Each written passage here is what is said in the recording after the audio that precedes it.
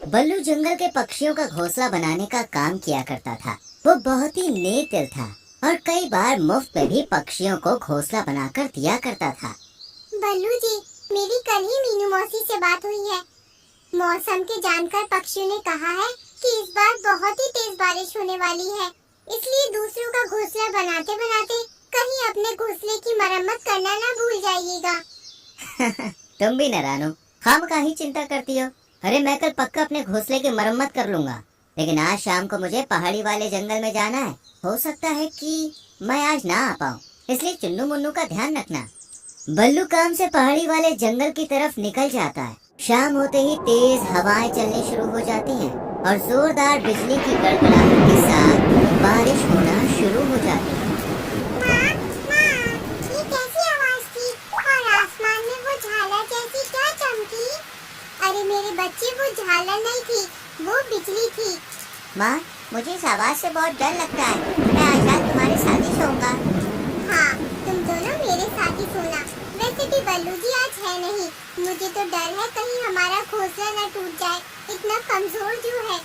रानू मन ही मन परेशान हो रही थी कि तभी दरवाजे पर मीनू मौसी दस्तक देती है। मीनू मौसी, इतनी बारिश में यहाँ क्या कर रही हो? क्या हुआ? सब ठीक तो है? पहले अंदर आओ। कुछ भी ठीक नहीं है रानू, वो देख मेरा घोंसला पानी में बह रहा है। बारिश इतनी तेज है कि मेरा कमजोर घोंसला ढह गया। आज रात मैं तेरे साथ ही रुकूंगी। क्यों नहीं मीनू मौसी, तुमने तो मेरी कितनी बार मदद की है, तुम निश्चिंत होकर यहीं रुको। रानू, बल्लू कहाँ है? कहीं दिख नहीं रहा। यही तो चिंता है मीनू मौसी। बल्लू जी पहाड़ी वाले जंगल में काम से गए हैं, पर मुझे डर है इस बारिश में वो कैसे होंगे। ऊपर से हमारा घोंसला भी बहुत कच्चा है। तुम्हारा घोंसला तो फिर भी मजबूत था, जब वो ढह गया तो हमारे इस घोंसले का क्या ही होगा। रानू और मीनू दोनों बातें कर ही रही थी कि तभी रानू के घोंसले की आधी छत गिर जाती है और बारिश का पानी घोंसले में आने लगता है। जिसका डर था वही हुआ। मीनू मौसी, चुन्नू को लेकर बाहर निकलो, मैं मुन्नू को लेकर आती हूँ।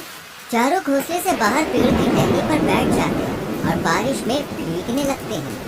रानू, चुन्नू मुन्नू को ज्यादा देर तक बारिश में रखना ठीक नहीं है। मैं यहाँ इनके पास रुकती हूँ, तू जा किसी से मदद मांग ले। सही कहती हो मीनू मौसी, मैं भी कालू भैया के पास जाती हूँ, शायद हमारी मदद हो जाए। कालू भैया, ओ कालू भैया, दरवाजा खोलो तो कालू भैया। दरवाजे की तरफ देखने की कोशिश भी मत करना, तुमने कोई हवेली नहीं बनाई है मेरे लिए। ये टिच्चू सा घर है और मैं इसमें किसी को नहीं आने दूंगी। मैं तो बस देख रहा था, तुम कहती हो तो नहीं खोलता दरवाजा, लेकिन बल्लू और रानू ने हमारी कई बार मदद की है, तो फिर चलो चलो, मदद बड़ी की है। मुफ्त में घर बना दिया तो क्या मदद हो गई? सो जाओ अब। लगता है कालू भैया और भूरी बहन सो रहे हैं। मोंटू से पूछ कर देखती हूँ।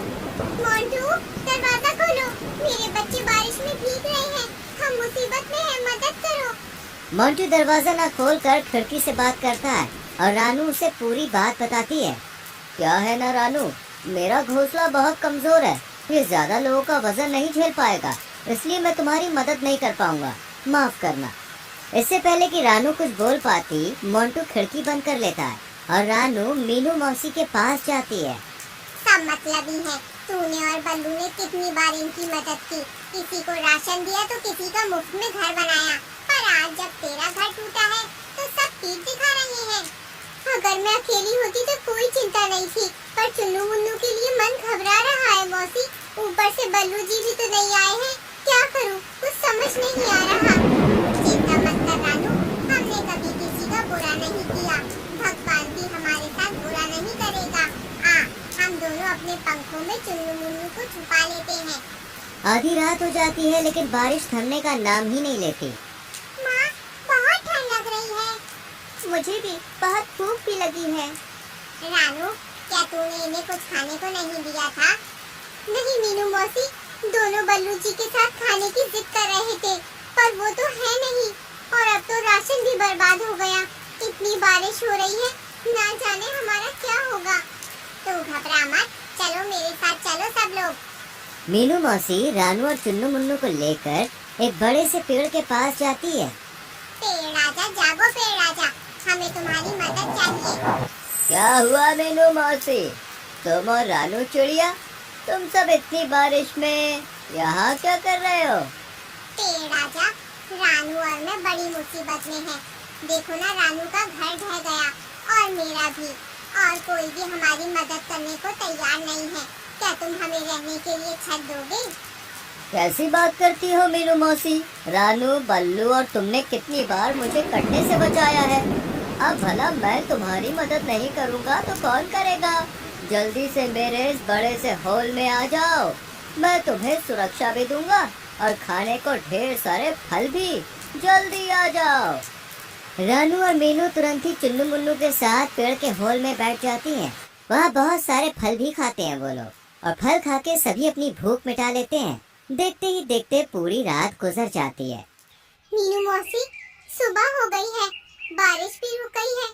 मैं जाती हूँ पहाड़ी वाले जंगल में बल्लू जी को देखने। तुम चुन्नू मुन्नू का ध्यान रखना, मैं जल्दी आ जाऊंगी। हाँ हाँ, मैं इनका ध्यान रखूंगी। माँ, मुझे भी तुम्हारे साथ चलना है। हाँ मुझे भी, मैं भी अब उड़ सकता हूँ, हमें भी अपने साथ ले चलो ना। चुन्नू मुन्नू के जिद करने पर रानू उन्हें भी अपने साथ ले जाने के लिए तैयार हो जाती है, और फिर तीनों बल्लू को ढूंढने निकल पड़ते हैं, जो पहाड़ी वाले जंगल में एक ऊंचे से पेड़ पर बैठा हुआ था। बल्लू जी, मैं तो घबरा ही गई थी, आप आए ही नहीं। रानू, मैं तो आ रहा था, लेकिन बारिश इतनी तेज अचानक आ गई कि मुझे मौका ही नहीं मिला, इसलिए अब निकल रहा था कि इतने में तुम आ गई। चलो अपने घर चलते हैं। नहीं बल्लू जी, मैंने कहा था ना, अपने घर की मरम्मत कर लीजिए, पर आपने मेरी एक नहीं सुनी और हमारा घर बारिश में टूट गया। अरे नहीं, तो तुम सब कहाँ रहे रात भर? रानू बिल्लू को सब बताती है, और फिर चारों अपने जंगल के लिए निकल पड़ते हैं। उन्हें पहुँचते पहुँचते शाम हो जाती है, और तेज हवाओं के साथ हल्की हल्की बूंदाबांदी शुरू हो जाती है। अरे नहीं, लगता है मैं आज भी अपना घर नहीं बना पाऊंगा। कोई बात नहीं, हम पेड़ के होल में रह लेंगे, वो बहुत बड़ा है। हाँ, और वहाँ बहुत से मीठे फल भी हैं खाने को, मजा आएगा। चारों पेड़ के होल में पहुँचते हैं, जहाँ मीनू मौसी भी बैठी हुई थी। मैं तो डर ही गई थी कि कैसे होंगे तुम सब, पर अब जान में जान आई। तुम लोग ठीक हो? चलो ये फल खा लो, पेड़ ने दिए हैं, बहुत स्वादिष्ट है। देखते ही देखते बारिश शुरू हो जाती है। रानू और बाकी सब सो जाते हैं, पर तभी किसी के चिल्लाने की आवाज आती है। बचाओ! कोई तो बचाओ! मेरा राशन, मेरा घर, कोई तो मदद करो रे!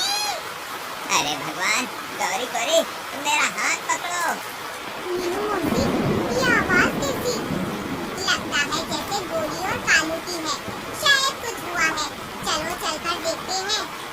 हाय भैया, कोई बचा लो रे, बचा लो! अरे नहीं, गौरी तो डूब रही है। मैं अभी उसे बचा कर लाती हूँ। रानू तुरंत ही नीचे की तरफ जाती है और गौरी को बचा लेती है, पर जंगल का माहौल देखकर वो हैरान रह जाती है। चारों तरफ पानी ही पानी था, सभी पक्षियों के घर पानी में तितर बितर हो गए थे। रानू, गौरी को मत छोड़ना, उसे तैरना नहीं आता, वो मर जाएगी। हाँ हाँ कालू भैया, मैंने पकड़ लिया है। कोई मेरी मदद करो, मैं अपने ही घर में फंस गया हूँ, कोई मदद करो। रानू गौरी को लेकर पेड़ के पास पहुँचती है, इतने में उसे मोंटू की आवाज सुनाई देती है। मीनू मौसी, ये मोंटू की आवाज कहाँ से आ रही है? ऐसा लगता है वो जो पानी में घर बह रहा है ना, उसमें से आ रही है। हाँ, ये तो मोंटू का ही घर है। देखो ऊपर मोर पंख भी है, लगता है मोंटू की जान खतरे में है। मैं अभी उसे बचा कर लाती हूँ। मैं भी आती हूँ। और मैं भी। कोई तो मुझे बाहर निकालो, ये दरवाजा जम गया है, पानी भी अंदर भर रहा है, बचाओ, कोई तो बचाओ। तुम चिंता मत करो मोंटू भैया, हम आ गए हैं।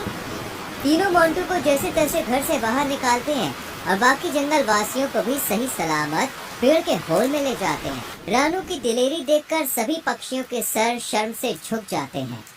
रानू बहन, मैंने तुम्हारे बुरे वक्त में तुम्हारी मदद नहीं की। तुम रात भर अपने बच्चों के साथ मदद को भटकती रही, लेकिन मुझे फिर भी तरस नहीं आया, और तुमने एक बार भी अपने बारे में नहीं सोचा और मेरी मदद करने दौड़ पड़ी। मुझे माफ कर दो। मुझे भी माफ कर दो रानू और मीनू मौसी, मैं भी उतना ही गुनहगार हूँ जितनी की गौरी। इसने मना किया और मैं मान गया। मुझे तो तुम्हारी मदद करनी चाहिए थी। मैंने भी तुम्हें यूं ही छोड़ दिया, ये जानते हुए कि बल्लू भैया घर पर नहीं है। मैंने तुम्हारी मदद नहीं की, मुझे भी माफ कर दो। कोई बात नहीं, आप सबको अपनी गलती का एहसास है, हमारे लिए यही काफी है।